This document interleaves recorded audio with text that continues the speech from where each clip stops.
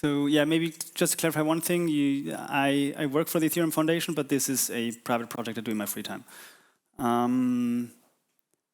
Yeah, so there's a link for the slides on screen if you, I don't know, want to have a better look. In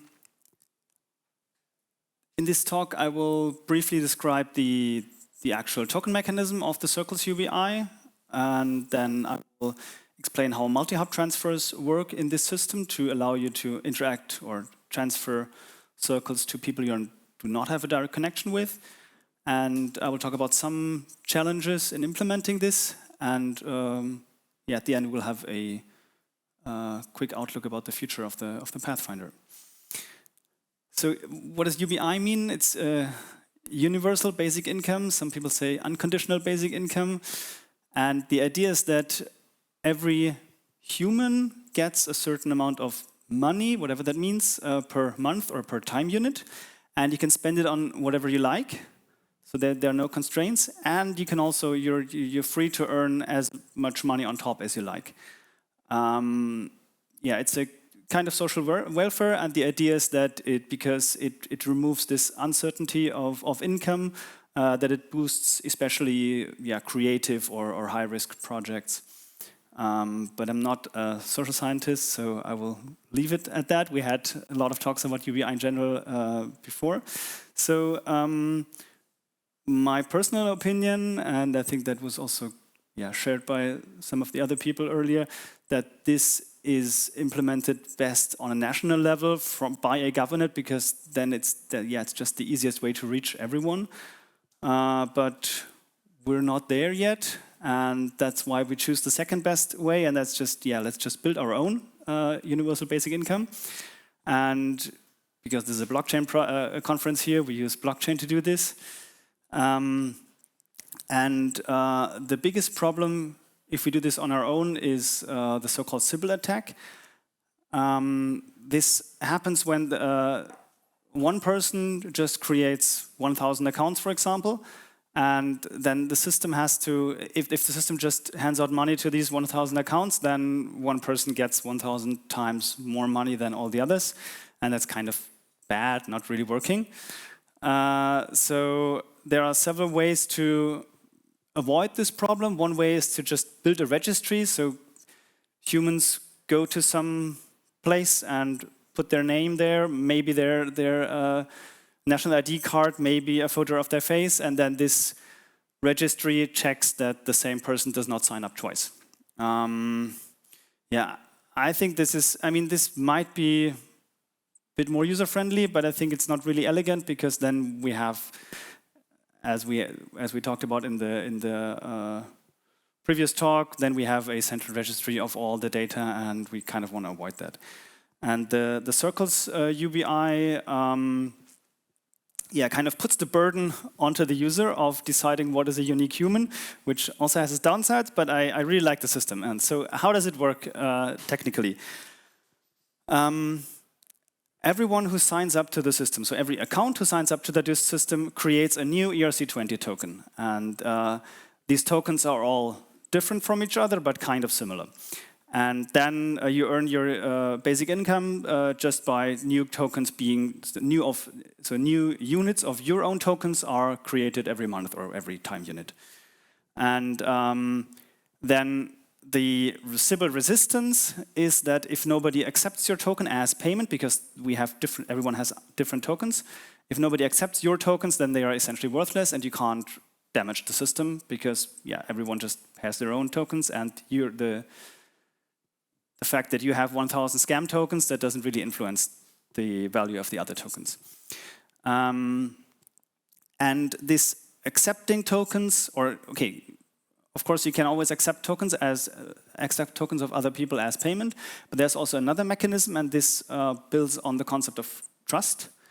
And on a technical level, trust means, so if we have an account B, and the account B trusts the account A, then this means that anyone, so really anyone, can convert a certain amount of A tokens into B tokens, one by one. And in essence, this means that B says, A's tokens are worth the same as my tokens, so it's kind of a trust relation. And how does that work to perform payments? This is done by so-called multi-hop transfers, and these multi-hop transfers use this trust and conversion mechanism internally.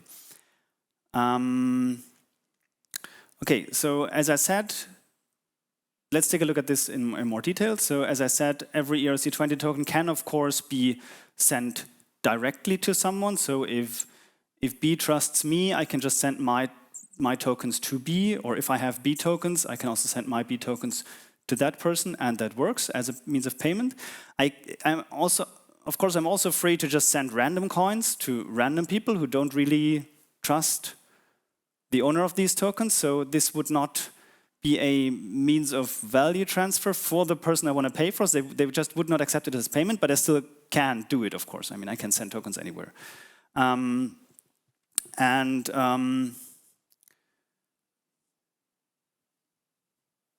Yeah. And this multi-hop mechanism, what this does is it kind of automates the way of swapping tokens between multiple users along a path. Let's maybe take a look at an example. So we have a person A and a person B and a person C. A wants to send one token to C. A is trusted by B and B is trusted by C, but there's no trust connection between A and C. Okay? And we start out with A having one A token, B having one B token, and C having one C token. These are all Circles tokens, but they are still different. What we can do in this multi-hop system is we can send one A token from A to B. This now has the effect that B has one A token, and A has 0 A tokens.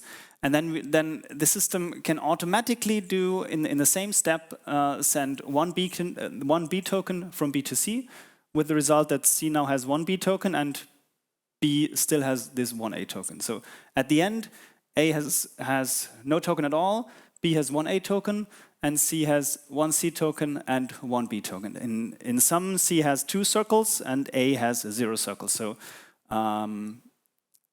this effectively was a circles transfer.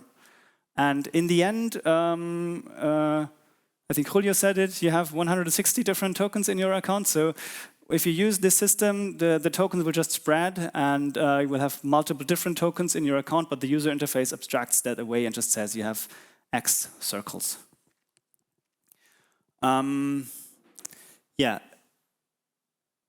This is, of course, a very, very simple example, and it gets complicated the more circles I want to transfer. And as an example, just take a look at this graph here. So this is an example of a transfer of 2,539.32 circles from me to Martin. And it uses, I think it's 54 different transfers, different single transfers. So this is how it can look like. We will take a look at this website later. And the circles graph is highly connected. We have roughly 20 trust connections at each account. So one account roughly trusts 20 other accounts. And there is, you need 5 hops to go from anywhere to anywhere else inside this, this trust graph. And there are also many, many fake accounts. We talked about this earlier. Because you can just sign up, you can also create multiple fake accounts, but you can actually only abuse the system if you have a connection to the kind of non-fake accounts, and if the connection has a high capacity. So you can only extract as much money from the main non-fake system as this single trust edge has as capacity, or if you have multiple trust edges. In total, it's currently a little bit over 800,000 edges. And so the Pathfinder is implemented as a max flow problem on a multi-graph. And you might already see, so in the next slide it would get a bit more technical, but it will just be one slide. I just want to explain the problem in detail for people who are interested.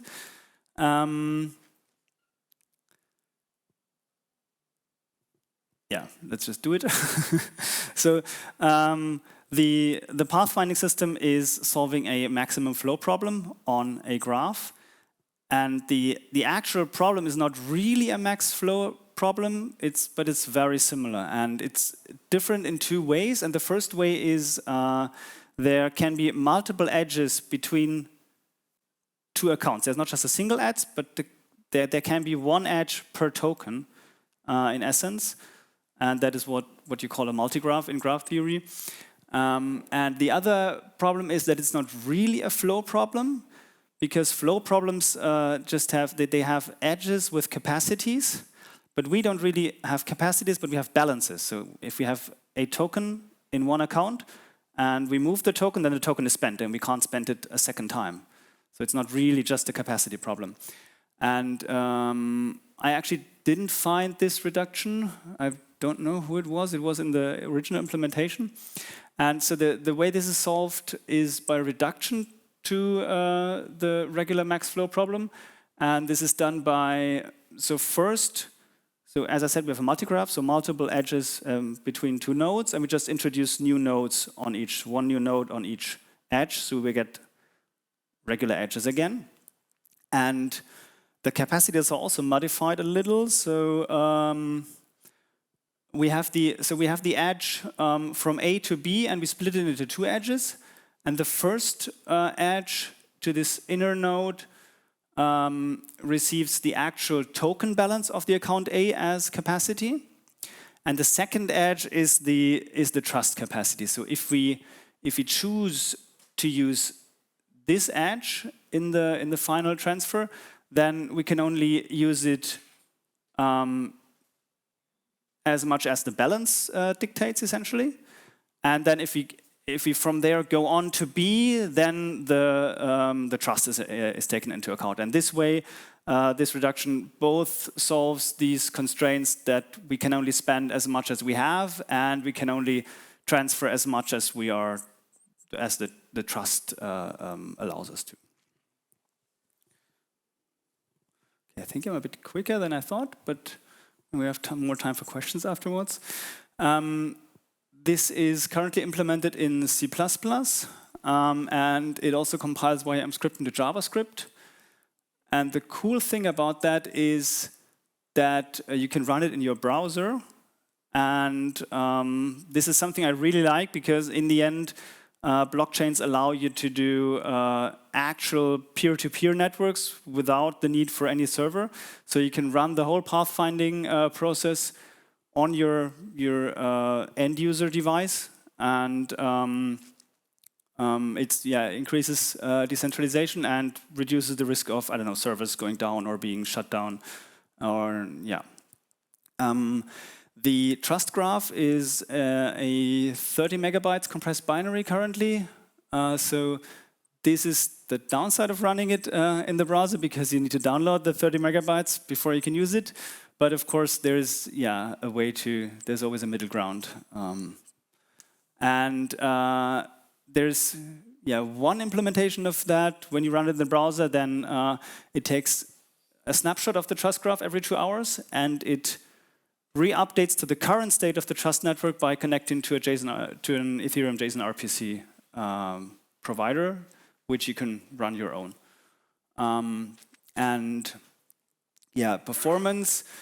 The search for a transfer path takes currently between 1 and 5 seconds to find the optimal solution. And this, of course, also is true for the server implementation.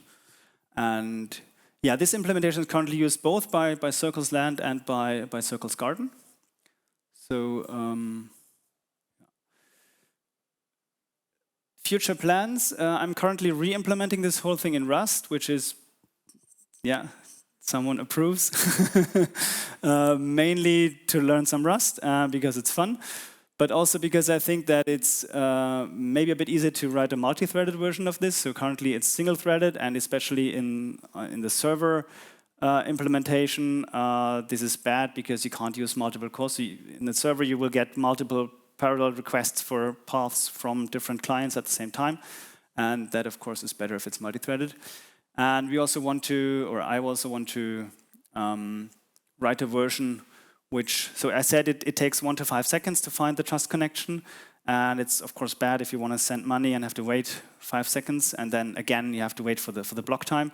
So I'm working on a version which just tries a direct transfer first, which is immediate, and then tries to find maybe a transfer that uses 2 hops, and then computes the full transfer. And yeah, if the first one already works, then you can already use it.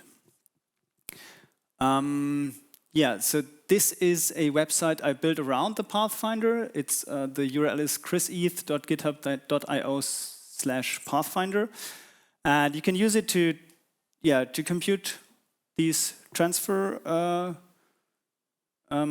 multi-hub transfer connections. You can also so this is the version that runs fully in the browser. It uses, so of course the icons are pulled from somewhere else. You can also use it to explore the trust networks of Circles UBI, which is also quite nice. So yeah, for that you enter an address or a name, a username here, and then click on Explore, and then you have the graph here, and you click on nodes, and it opens new nodes, and it's nice to look at. And yeah, I think it's really cool to visualize the capacity of the edges. So thin edges have a lower capacity, and thick edges have a higher capacity. And yeah, that's all I wanted to say. Thank you for your attention, and open to any questions.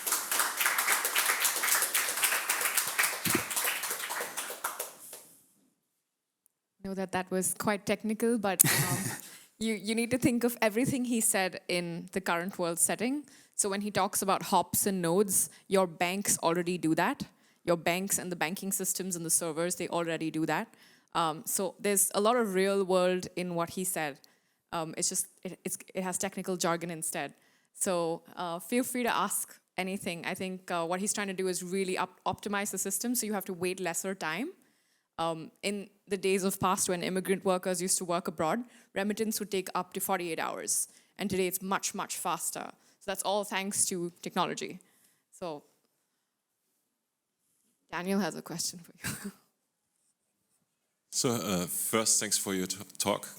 Can you explain again how you expand the graph? So you said it's sender, receiver, and token, and you have to mutate the graph or change it to make it a real max flow problem, which you then can solve? I can try it again.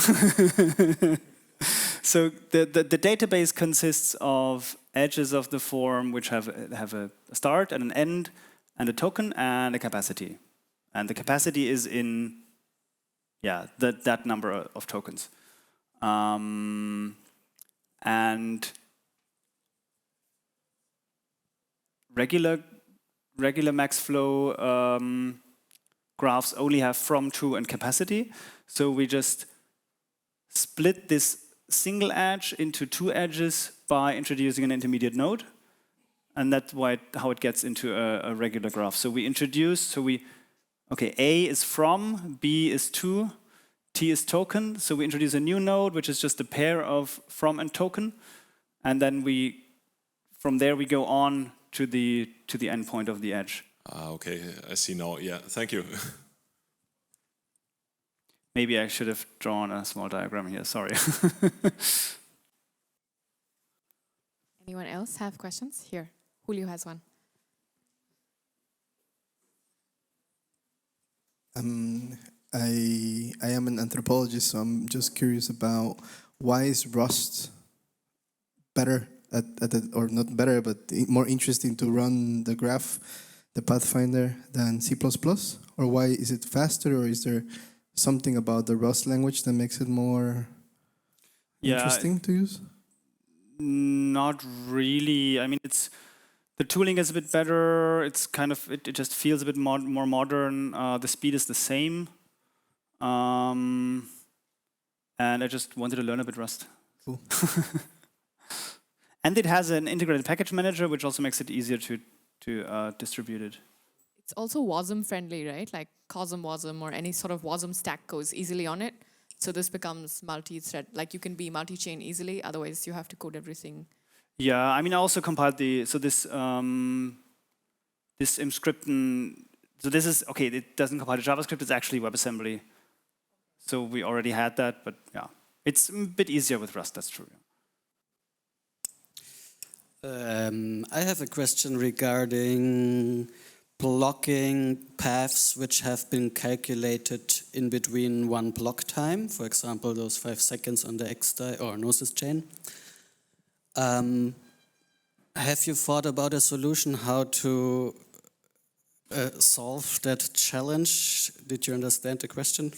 Yeah, so let me rephrase it. Yeah. So the problem is trust connections change over time, and if we calculate a especially a complicated multi-hop transfer at the time it reaches the network, it might not be valid anymore because the trust changed. It's I mean that also happens for simple connections, right? It's just less likely because fewer edges are involved. One idea would be to just not max out the capacity, but I don't think that really helps, right? Because if you remove a trust, then it's zero. The capacity is zero. So yeah, I just hope that it doesn't happen too often for small value transfers. I mean regarding balances as well. It's not just a trust connection. Yeah. Because like if one path is asking for 100 of A tokens and the second one in the same block time is also trying to use those 100 A tokens, they are competing. So who is winning, or how can we? But I'm actually not sure if balances are a problem here. I mean, the balance of the initial account, of the sender account, is of course a problem. Anywhere in the chain. But yeah, there's a weird thing in the code where when you send some money first to an account, then you can send more money in the second step. But I haven't tried to exploit that, so it might be possible to use that, just in a weird way to order the transaction. So you send money somewhere that allows you to send more money there, and then you take it away again to balance it out. So that could work, but I'm not sure if we should abuse that. Thank you.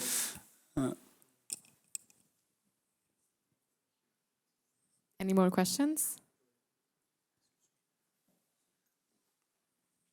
Yeah, also thank you from my side for your work on the Pathfinder and your presentation. I have a question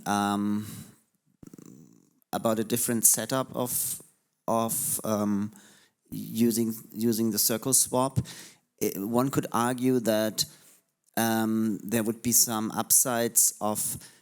There's a principle that one circle is always exchanged to one circle. One circle has the same value like one of your circles. One could argue that putting a price tag on that. So if I can say 100 circles, I rather have my own circles. But I'm ready to exchange 100 circles of my circles to 98 of your circles. And philosophical questions aside, that you could want that or not because of equality.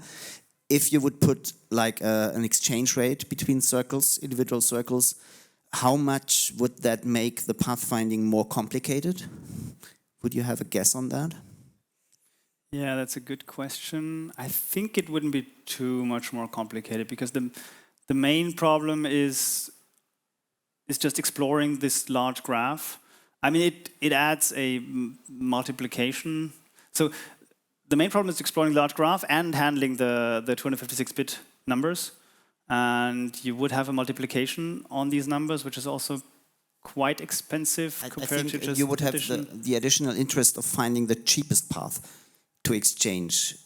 So because I lose some value in the exchanges, so my new interest would not find like the easiest flow, but how can I exchange the tokens in the cheapest way? So most of my value gets to the recipient. I think you would have to use a completely different algorithm in that case. Okay. Yeah, that's true.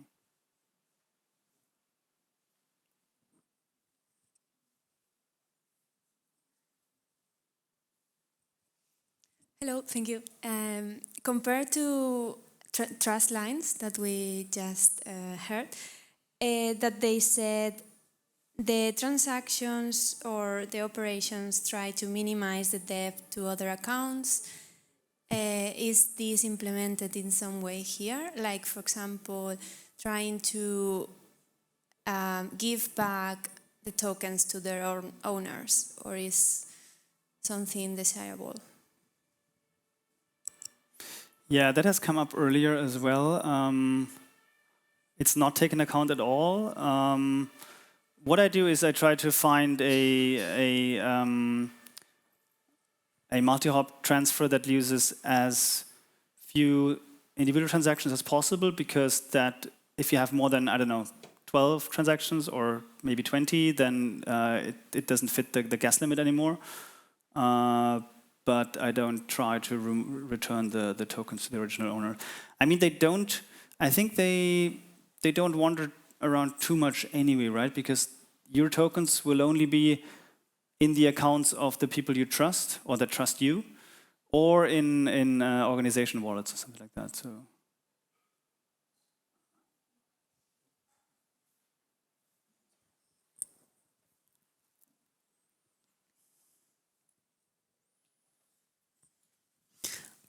We just had a discussion about the complexity which basically comes with trusting people and untrusting people. And I couldn't answer the question, what happens if you got 50 circles from somebody you once trusted and then untrust? Yeah, I mean, in the worst case, I don't know, there's a fake account that is discovered, and it's completely shut off from the network, but you still have tokens from that fake account. No, I'm really talking about once a friend, not anymore a friend. Oh, I think you can still transfer. I mean, okay, I already said the opposite, but there is still a way to get to use a multi-hop transfer to get that, exchange that token into other tokens, I think.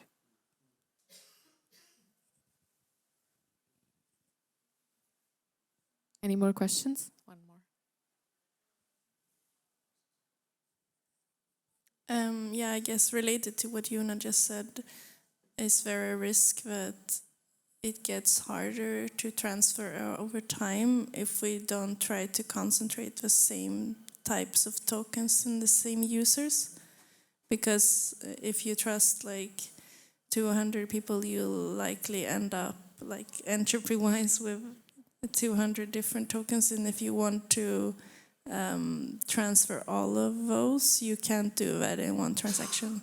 You'll have to do many more transactions than if you try to keep fewer tokens in each account. Yeah, I mean, I could imagine to just build a separate tool that tries to reduce the number of different tokens you have. I think that might be better, that you just do that at a regular interval. You just clean up, do some housekeeping, and not put that into the pathfinding itself. Yeah, interesting. Yeah. Thank you. That's all the time we have today. We will move into a coffee break. Thank you so much for your time, Christian. Thank you. Thank you.